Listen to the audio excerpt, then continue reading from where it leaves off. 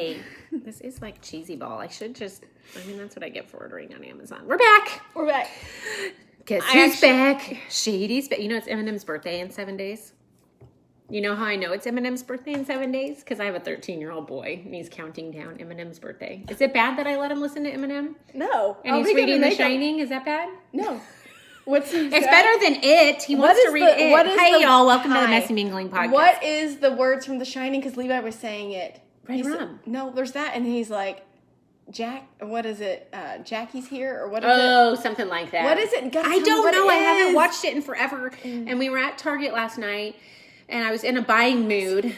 And so, like, Wyatt bought this Minecraft onesie. Did I show you the picture? I did see the picture. I'm going to die. I got to figure it out. So I let him... Here's Johnny. Oh, here's Johnny. That's what my 4-year-old was saying last night at dinner. Here's Johnny. Now I feel better about myself. But he really wants to read It. And when you read the description of it and, like, what's cuss words in it. Well, I'm okay with, like, occasional cuss words because he hears it every day. And that doesn't affect me as much. He's got a potty mouth. That's why he hears it every day. I'm just kidding. He does. No. There's, like, rape scenes. It's awful. Well, I bought my son this. Like, why can't you just be scary? I think we talked about this before. We talked about it personally, but not, I don't know why we're talking. Hello, Halloween, maybe? Hi, maybe. Hi. I don't know. The fact that my 4-year-old says, here's Johnny, that's freaky. But I bought Luke the book, Stand By Me. It is the book version of Stand By Me, because that's not what the book is called. I think it's called The Body or something like that. Okay. And he, like, read it. I think I've talked about this before. And it's the same kind of thing. It's, like, guy cussing, and he was like, ooh. And then he, like, handed it back to me, and I'm like, you're fine. But, you know, apparently the cussing doesn't affect me that much, just because to me, now I'm going to get into like a theological argument and debate, but to me, a cuss word is, first of all, Scott's always like, well, who said it was a bad word? You know, like, who's the authority on that? Process on that. Not that we cuss all the time. He doesn't cuss. When he met me, though, I had a potty mouth. Well, you know, I do. I feel like I've become a bad influence on you and my other friend. I told you that, though. No, I feel like it's all good. I've just become me. But then it's a hard issue. Like, when I say Peter, Paul, and Mary, I'm really cussing, you know? They say that people that cuss have less stress, and so I feel, and they live longer. Well, maybe I should start. That's right. Did I tell you about the shirt I'm making, the chicken shirt? What does it say? Oh, it's good. Do I need it? Yes. Okay. So it's a chicken, and it says chicken shirt. Uh-huh. Chicken shit? Yeah. Okay. Because everyone loves my chickens on stories, and they liked when I said the SH word on my stories, when I said... And that's due to me. You're welcome. Yeah. Because I've been a bad influence on her, because I do cuss more than the average Well, you know, you can say the poop hits the fan, but that's just not the same. Doesn't cut it. No. Doesn't cut it. So a friend of mine was like, well, you should have a shirt made that says chicken shirt, because everyone's going to think it says this. I love that. Yeah. You better trademark that, and nobody needs it. Yeah, so don't take my idea. Don't take her chicken shirt. Well, today, speaking of my chicken shirt, we're going to talk about our dreams and how it doesn't look that way. We are moving away from, what was our last series? Oh, Feeling It. We were feeling some feelings before we got on here. Yeah, no, we had to feel the feelings. We did. Lots of feelings. We're in a transition time in my home, so it's a lot of feelings. Yeah. And so now we're going to talk about entrepreneurialism. I can never say entrepreneurialism. Okay. That's all right. Okay. I learn new words all the time. Yeah, I just can't speak them. I need a dialect coach, right? Isn't that what they're called? What is it, a articulation coach? Maybe. Articulate? Because I talk loud. I just need to... Maybe I need to right. You need to talk right. I need to bring the volume down and start articulating. So today we're going to talk about how the dream doesn't look that way, being open to where the dream takes you. And holy heck, can I talk on this topic? But you can start. I can start. Well, you start. Perfect, because I just started like the Live Limitless coaching business. And let me tell you, it sure doesn't look the way I thought it was going to look at all. But you know what? That's okay. So I think for me, even to the point of, in regards to that business venture that I'm doing, like I haven't even launched the website, like public. Well, not publicly, because I want to go back and rewrite all the content in it, and it's shifted from one. Talk about what we talked about. I'm going to totally interrupt you. Talked about about how my husband. If you don't watch us, I mean, what are we talking about? Which part? If you don't follow us on YouTube, I'm going to take a squirrel little rant here. Follow us on YouTube, Live Messy Podcast, because we record our podcast and it's fun. And it's crazy. Fun. I think it creates a personal connection when you can see the people. It does, and we want to connect with you. No, talk about your website, and you and I had I think it was a Marco Polo conversation. If I have bad coffee breath, you just let me know. I'll let you know. I've got the... Yeah, and I probably shouldn't be drinking coffee. They say don't drink coffee when you do voice recordings, but I like to break the rules. Who are they? Chicken shirt. So what were you, remember we were talking about your voice and your website. Can you talk to that? Do you remember? Do I need to give you more probes? More probes about how I want to rewrite it so it's more of my voice? Yes. Like we were talking about finding our voice. Yes. So you talk on that for a second and then I can talk on. Well, when I first started, I worked with a business concept developer on it, and she was fabulous, and I love her, and there's nothing negative to say, but I think as I was taking in all of the feedback and all of the information in it, I feel like I lost my voice in it, and it shifted from one thing to another. So originally it started out as health and wellness coaching, which includes like the life coaching and the fitness and nutritional pieces to that. And then it shifted to parent advocate coaching. And to be honest with you, that seemed more marketable than the other one. But I'll go back to that piece in a second. But as we were going through, I know. We match. Kind of. Yours is more purpley. Mine is like dark red. Sorry, I got distracted again. Squirrel. So as it's been, I guess it's been like, it'll be almost a year this spring. Right. Since I started it. So like 6 or 8 months you've been at it. 6 or 8 months. So taking in the input from other people and things like that, it transformed it to something that I want to go back and revisit. Like I want to go back and be like, I don't know if I wanted to say that. And I found more confidence in my own personal voice and about what I want the content on the site to say. Yeah. And so as I go back and read, it doesn't sound like me, and I want to go back and rewrite the content for it. And it shifted back and forth. Like it was health and wellness because that's what I've done for so long, and that felt what you know. That's what I know. Yeah. And then a new entrepreneurial type of thing would be doing the parent coaching, the advocacy coaching. Yeah. And so I think sometimes when I feel like God got me distracted, or maybe Satan got me distracted in that and played into my ego, and I went off on a different venture with another business with some other people independently and kind of left mine. And I'm like, I'll come back to that. I'll come back to that. When really it opened my eyes, and I'm going to say something real, I don't know if this will last or what, but I don't think I wanted, like, if I wanted to do it, why would I not be excited about it? No, I get it. Like, I I'm totally not get excited that. about the parent advocacy piece. Oh, you're not? I know. That's a shocker to me. That's a shocker to you. It feels shameful to say that. No, I don't think that's shameful. I have the special needs kid. I have all the experience. I'm a child development specialist. My life has built me for this. But I wonder if it's just the season that I'm in. So it's one thing coaching people. Right. And then there's another thing of coaching people and living the same life. Yay, it's great, but when your life is a shit show, you don't have the energy to coach people, and you just want to break from it. And I think my situation at home has been a bit of a shit show when it comes to like the special needs, and we're trying to find a new lots of new things in the special needs arena, as in like, that's like a whole nother side. I won't get into it, but. A lot of that has been in transition, and so it's left me with no excitement for the advocacy piece of it. I get that. So, did it look the way that it started? No. And you know what? I bet not at all. In 6 months, it's going to look completely. I think it's going to look different, and I think the key is to be okay with it looking different and going with the ebb and flow of it, and just doing what feels honest in the season that you're in. Yeah, because I think. Even I'm supposed to be recording for the podcast, for the Live Limitless stuff, and I'm like, I'm not inspired to do it. And I think we need to learn to be okay to not be inspired, or learn to be okay that if we're not inspired in that moment. And I think it's part of just like the timing that God has for us and whatever our gifting is or whatever our business is. And I'm right now in I don't know what it's supposed to look like. Yeah. I know I don't like that. Well, I really think One thing I am inspired to do is rewrite the content. Yeah. And that's where my inspiration is. Like, it's not that I don't know the things to do to market it. It's not that I don't know how to do that. Right. I just don't want to. Well, I think a lot of times when it comes to your dreams, you have to do all the things before you say the no. You know, you have to step into, I'm going to just not do it all, but I'm going to say yes, yes, yes, until I feel like I can say no, no, no. Until you know what you want and what your purpose is. It's like trying on pants. You got to try on all the pants. Yes. the gauchos, Yeah. the high waters, Yeah. the skinnies. All of them. All of them. Before you find your pants. And then you're like, you know what? I'm really a boot cut gal. Right. Well, I feel like, so I've been at this for 2 years. I feel like I've been at it forever. I'm now transitioning into year 3. And quite frankly, I just found my voice last week.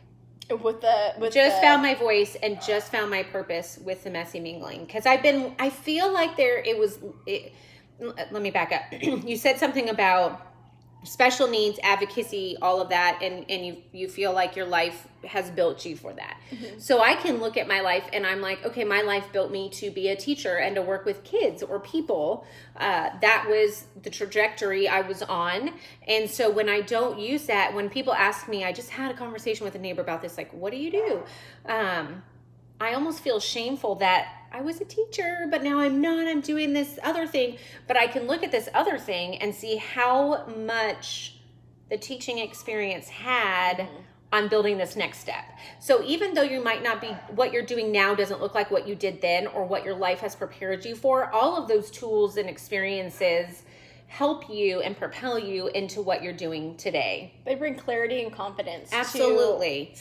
And experience. So even just walking through a little of this process, it made me like working with the nonprofit and going through there. It brought a confidence to what I do and brought a clarity to what I do. Yeah. Like, I'm like, this is super simple. And I would tell you in the beginning, I don't think I was confident in the beginning. Yeah. And I don't think I wasn't confident in my voice, in my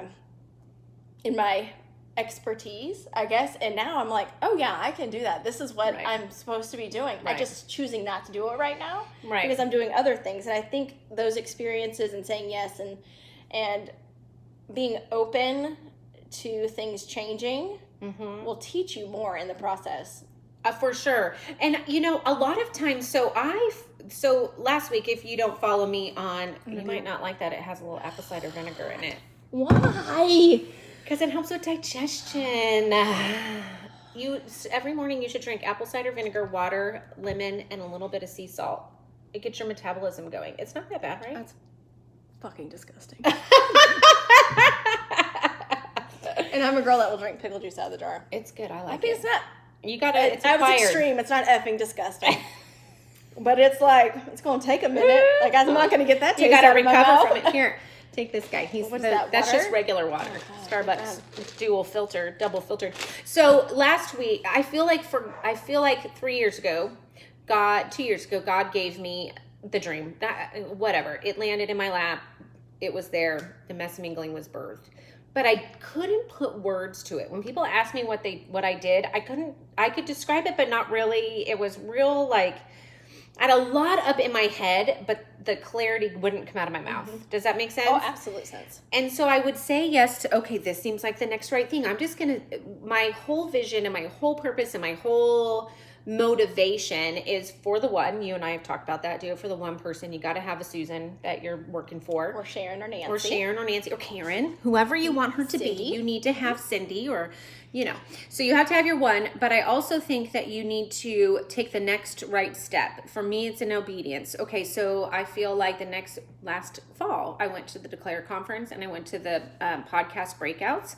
The next right step said to me or felt to me, start the podcast. Just do it. Don't have any experience with it. Just get out there and do it. And then look at where we are a year later. Crazy, right?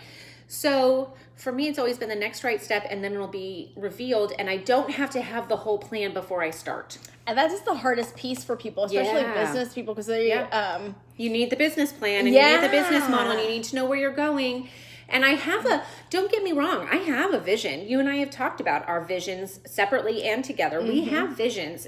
There's just all the steps that are in between before we get there. That's the thing you have to just work out. And for me, I do feel like God gave me just as much. He gave me just as much as I needed to know in that moment.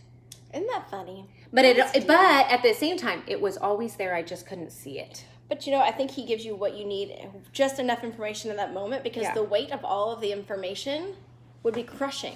Yeah, and I needed to have some experiences. Like, I needed to work it out. I needed to experience some life to really get under my belt what I'm supposed to do. Does that make sense? The confidence and the clarity. All of it. That's what that brings. Yeah, because that's going to be like the theme throughout this podcast. Yes, because I always knew it was there. Now that I know that for me, the messy mingling for me personally is breaking this perfection mold that I've created for myself. And for you, when I communicate that, it's you breaking whatever it is that has a hold on you, right? For me, it's perfection. For you, it could be something else. It could be money. It could be buffering your feelings. It could be depression, whatever. And it's finding faith in the mess, in those messy places. When my business coach and I were meeting last week and we landed on the breaking perfect thing, like mic drop, end of our meeting, very last conversation we had. And we kept like acting like we were going to get up and we kept sitting back down. One of those moments. And it came out. And so we're like, what's the tagline for this breaking perfect? And we're throwing stuff out and nothing's landing. So I go and I'm like, well, let me fix my Instagram profile because I want to put breaking perfect on there. Sure enough, finding faith in the mess was there. I don't even remember writing it. So that's what I'm saying is a lot of us step into these dreams and we have this vision of what it's supposed to look like. And God's like, no, it's there. I just need you to experience this and I need you to experience this and this so we can get to the right landing place. Does that make sense? What are you going to do if this isn't the right landing place?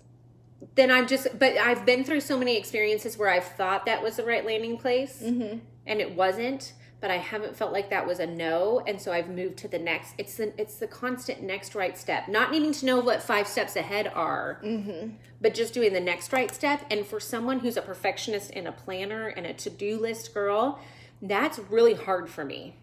But for some reason, I have a lot of peace in it because I know that that's how you know. By the way, that's how I know. That's how you know. There's peace in it. That's how you know. Yeah, and I don't have that peace yet. I haven't found. It took me 2 years to find it, and I'm fine with that. I don't mind there being a process. I was thinking while you're talking, could you imagine if God revealed the entire process to you all in one vision? I probably wouldn't have done it because it would have exhausted me. You'd have been overwhelmed. Yes, and so I think we should. Yes, I would push that on people that are starting something new, or a new business, or 6 months in, 2 years in, 5 years in. That if he reveals everything to you in the beginning and you will end up here or whatever, and it looks totally different than what you thought. I mean, would you even, sometimes we wouldn't even do it because we have the immature mindset of what we think it should look like. Absolutely.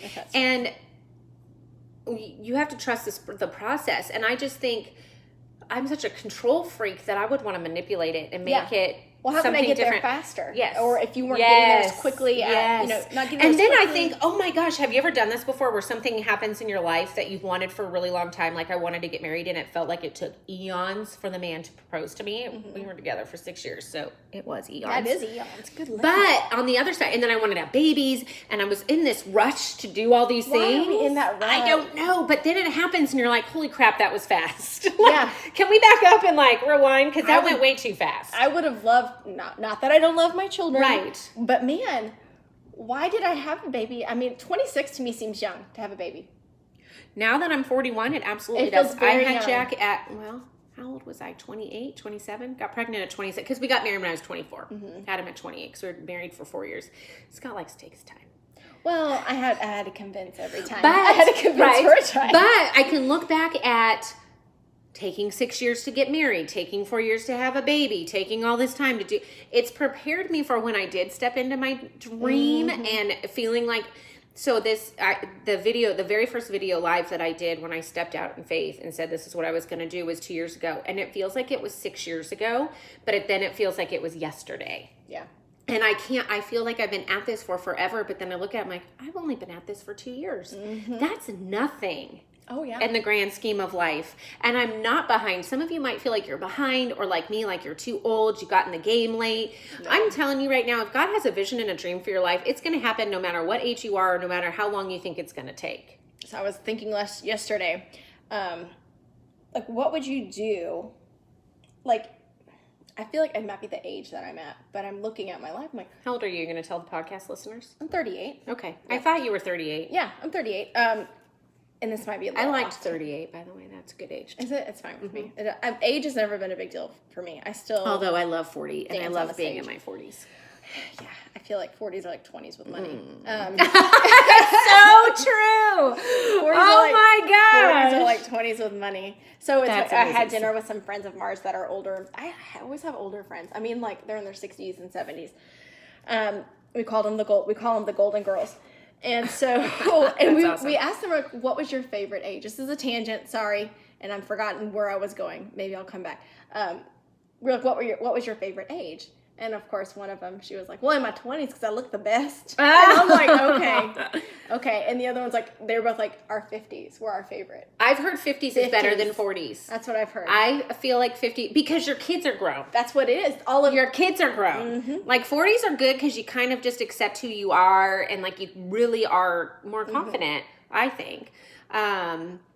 50s, you're even like you take the pressure of parenthood off of your shoulders. That's got to feel, it's bittersweet, but it's got to feel amazing. It's got to feel nice. A little bit. But I think I was talking about, the age that I'm at now, because we were in that rush to have kids. Not even a rush, but that was the next step.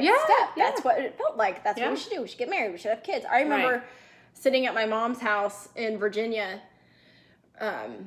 West Virginia, and crying as in college over, like, what is it, The Wedding Story or whatever, and the baby story that they have on TLC. Oh my gosh, I watched those shows. I'm never going to get married. I'm never going to have I felt kids. the same way. I was never going to get married. I was 21. But I had to be married and have my boy and girl by 24. What? WTH. Good God. I know. I feel like if my dream were to all come into fruition, is that the word? Yeah. Right away, or I had the vision right away, the fullness I feel today doing what I'm doing because of the process I've had to go through wouldn't be there. Like there's this feeling of goes back to confidence, fullness, but there's also a feeling of like it's a gift, I'm appreciating it. I love it more. I'm grateful for it. Yeah. And then I think, I know this isn't it. It's funny. If you follow me on Insta stories, I had that whole don't clean your house for 3 days challenge. I'm not going to get into it here, but someone voxed me about it saying, she's like, well, how's it going? You know, I'm sure you've cleaned your house and all that. And I voxed her back and I said, that whole process was an awakening to some things in me that needed some changing and needed some purging. I said, it was not a 3-day thing. This is it's like you don't go on a diet. It's a lifestyle change. This is a lifestyle lesson. So if what I feel like is going forward in my dream today changes tomorrow, I'm going to be okay with that because of the fullness I felt after all the experiences I've had. And I do want to talk on something because some of us feel like when we're being open to where the dream takes you and it doesn't look that way, some of us step into things and we feel like, and this is how I felt in one capacity of my dream, one arm of it. She's very talky today. Just FYI. Maybe it's this gigantic coffee. You were talky at the beginning. A little bit. Okay, so, go ahead. I'm going to take the second half and you take the first. This story, and then it's your turn. Oh, okay. So you feel like everybody else is in this circle and doing it right, and you're on the outside, and you're not doing it right. And you don't have a place at that table. And I just, when I was thinking about We've talked about that before. Yes. I was thinking about the picture that everyone's probably seen, the painting of the Last Supper. And there's Jesus and all his buddies, right? There was a good one going around with Chick-fil-A and the Popeyes battle. Did you see that Judas had Popeyes? Oh, it was hilarious. Anyways, it's this long banquet table, and they're all sitting there. And I think a lot of us feel like we don't have a place at that table either. The faith table or the table where everybody else is doing it right. Like you see all the disciples, well, they're all doing it right. So I don't fit at the faith table. Yeah. And you look at the people who are doing your dream right, and you're like, well, they're way far ahead of me. I'm so far behind. I don't fit. And I just see us sitting outside, like in our little solo chair, and everyone's sitting at the table. And you are always welcome at that table. And you're going to get to a point where you are the authority at that table. You just have to learn and grow. And you need to look at the people who have gone before and who have sat at that table and let them mentor you and teach you and be examples to you and tell you things like your business coach. Because my business coach has done the same thing where you try it out and you're like, that doesn't feel like me. It's not a bad thing. Yeah. It's you trying to find who God created you to be and what he created you for. It's a process of elimination of, I'm going to try this. I'm going to look at what she's doing and I'm going to make it my own, and finding yourself in it. And at the end of the day, if you can find out who you are and that's your dream and that's what happens from it, then I feel like that's a win. Yeah. Well, now that's the problem. I now just became a listener. And now I'm just listening to you. Nothing to add. Nothing to add. Well, you're welcome. Mic drop. There you go. It takes time. It just takes time. And those people at the table are not trying to disclude you. It's just your time to sit outside of this circle and watch them and learn from them. So I will speak on sitting at the table. I tried something here recently. I'm not going to go into details of people and who and things. And I didn't feel like I was included in the conversation at the table. Even though I was supposed to be part of it. Right. I did not feel included at all. Yeah. And Megan and I talked about this like offline and stuff. And over multiple conversations and meetings, and I finally realized, I'm like, my voice is just as valid as anything there. And so I eventually stood up and I'm like, am I not being included for a reason? Yeah. And I said, or is it just an accident? That was the last conversation that we had. And sometimes, to be honest with you, but sometimes you need to feel like you're not included at the table to know that's not right for you. That's not a right fit for you. Exactly. And I think whenever it brought confidence and clarity to what I was doing. And I'm like, you know what? I absolutely can add to this conversation. And I will tell you, sometimes at that table, if they don't, just my personal experience, they don't always validate what you say. Absolutely. And I think that's okay. And you need to be okay with the fact that you're not being validated at that table, and no, that's just not your table. Absolutely. And I think that goes into, you're going to get a heck of a lot more no's before you ever get the yes that you need. Yeah. You just are. It's a part of the process. And what I've learned after my experience last week is I know why people don't live out their dreams and fulfill them, because it's a lot of work. It is a lot and it's exhausting, and it's a lot of pushing through. It's pushing through your dream not looking the way that you thought it would, and maybe you crying over it or being heartbroken over something. That was one thing I wanted to touch on. So sometimes you do have to grieve that process. I like that word, grieve. You have to grieve through things not looking the way you thought they were going to look. And give yourself the opportunity to grieve it. Yes, give yourself that time. Like, you know what? Like, my husband and I have been looking for just something different, some new challenge, whatever. So about a year ago, we tried to buy a business, and man, grateful we didn't. Right. But sure did have to grieve that process. Right. Had to grieve that. I'm like, well, we're not going to do that, even though we were so excited and we were emotionally preparing ourselves for it, like having a baby or something like that. Right. And then it didn't work out again. On this other side of it, so grateful it didn't, but I literally told myself, I'm like, well, I'm going to need to grieve this for a little bit and see what the next step is, and the next step was live limitless. And then that's not looking the way that I thought it would look. I'm not quite sure how it's going to land. I feel like there's an avenue for both things. One, they're both I'm comfortable with. One takes a lot more work. Yeah. And I'm kind of like, oh my God, do I have that capacity to give that much work right now? And I think that's a great question you need to ask yourself whenever you're starting something, and be gentle with yourself about, you don't necessarily have the capacity at every season of your life. Yeah. I'm coming through a season where I just didn't have the capacity to do it.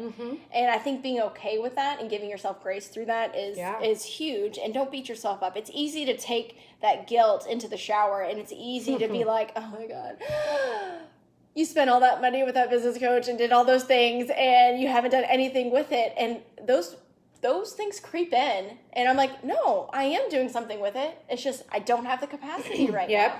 And I think that's something to keep in mind as you're going through this journey of creating like your dream or a business. And I mean, your dream could be like having a job, a different job, or whatever it is. It could be something simple. It could be like getting through motherhood. I mean, it doesn't have to be this big drawn out thing.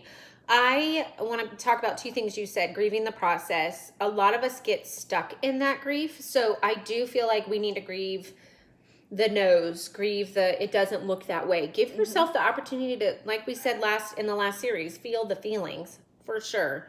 But a lot of people allow that to be a stop block in their life. And so the no in the gym is now going to stop you from... You just said what it was. Did you not say it? No, I said business, but that's fine. Whatever. The business ownership didn't work out. but it taught you things that could be used in your business that you're creating. And so you don't see the value in that. All you see is the disappointment. And sometimes we need to see the value in the disappointment. Hands down, bam. Well, I'm no, done. because she can be done. That's fine. I'm not done. But the other thing that I've noticed, because we've been in a season probably for the past year of trying and failing, and failing.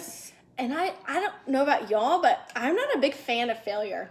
Even though it grows me, and even though it's great, I want to do disappointment. No. I like to do things and be successful at them the first time. Like, that's the expectation. For sure. I mean, I expect to go to bed, want to know how to speak Mandarin, and wake up and speak Mandarin. It's literally what I tell my 9-year-old all the time. So I think one thing I thought about is, especially being in a season of, no, that doesn't fit. No, that doesn't fit. No. Mm-hmm. Don't let those no's make you doubt yourself when you try something different. Like, we literally have tried so many different things, and they're just not working for us. Yeah. And now we're trying something else. And it doesn't mean that you shouldn't be on this road to finding what that thing is. All those no's are just propelling you towards that. If anything, it's a process of elimination. It's like, well, that didn't work. That didn't work. Well, apparently there's something else that we're supposed to be doing. Yeah. And sometimes God will clear your space for those things. But I think what I wanted to drive home was, don't be afraid. Don't let those no's make you afraid to try again. Because I think they'll stop you in your tracks. Oh, like I feel a little twinge of it right now. Like, because we're trying something else, and I'm like, that's too hard and exhausting. I'm out. That's what people will say. Well, that's too hard and exhausting. Well, if it's that much work, maybe it really is a no. And that's another falsity that I think people think is. I had a similar thing when I first went to that conference and met with an acquisition editor and a literary agent, and I thought, I'm going to get published right away because I'm amazing. It's amazing. I'm going to go to bed and speak Mandarin in the morning. This Word document is on point. Yeah, like $1 million stuff right here, and I walked away with I walked away with 2 no's, but what came out of that was the words messy mingling. So even though it was a no, there was a piece of it that came along with me. And I think a lot of us will allow those no's and so it's been it's been a hell of a lot of work between then and now, and not a lot of things to show for it. Like you were saying, like there's not a lot of money. There's just not a lot to show from it. Growth, personally, yes. Yeah. But everything else that the world tells you need to show you you're successful, no. And so a lot of us will stop what we're doing because it's too hard, and we think that's God telling us no. And for some reason, we've gotten this attitude of everything should be easy. We talked about that. Our culture and our society has taken this shift. Yeah. And it's focused on... If it's not easy... well, there's that, too. Yeah. If it's not easy, then you shouldn't do it. But then because it's not right for you. We also focus, and it's kind of a side note, but we focus on like the bigger picture and someone being successful at one thing and being super successful at it. Right. When really that's not how God designed things. God designed things in the moment to moment with each person and in the little, what are you going to do? In the little things with each person. And I think our society and culture has it backwards. I agree. We give praise and accolades, and we strive for the bigger picture. Yeah. Because even us, we do the same thing. We're like, oh my God, I can't wait till we're going on speaking tours. And your book is published, and then my book gets published. And then we're, So, and I think that's the ego part of it. For sure. And I think that we have it ass backwards. I agree. I think it should be just the one, we have to focus on the one moment, and then we'll have so much more joy and much more peace in it. Again, that's a side note. But no, I completely agree. How do we want to wrap this up? I think you need to, our tagline for this one was to be open to where the dream takes you. It goes back to the analogy that you gave a couple weeks ago about the family who told you, the mom who told you she lives with hands wide open. That when nurses come and go, when she falls in love with that one nurse and it's just that great fit for her family, she doesn't hold so tightly to her that when she goes, it's devastating. And so we need to live with our hands wide open in our dreams and be open to where it takes you. And when we allow ourselves that openness, I think we'll be blown away. I think that's perfect. Thanks. I love that. All right. Well, we're going to go then. Crazy girl. I think we need to, while you were talking, what do we want to call this? The one about, what should we call this? So many things that we talked about. I'm gonna title it the one about the dreams. Hands wide open. The one about business hands open. That could wife wide open. I think that we need to do an intro. No, I'm not ready to publish this. Why is it so pushy? It's so bossy. We love you guys. Enjoy. You guys need to subscribe. Yes. And share, like, subscribe, and share. That's what we need to do. And tell us what you want. If you want, like, put in the comments if there's a topic you want us to talk about, if there's a vision you have for this and how we can get together as a community. We're open to that. So let us know in the comments. Tell us.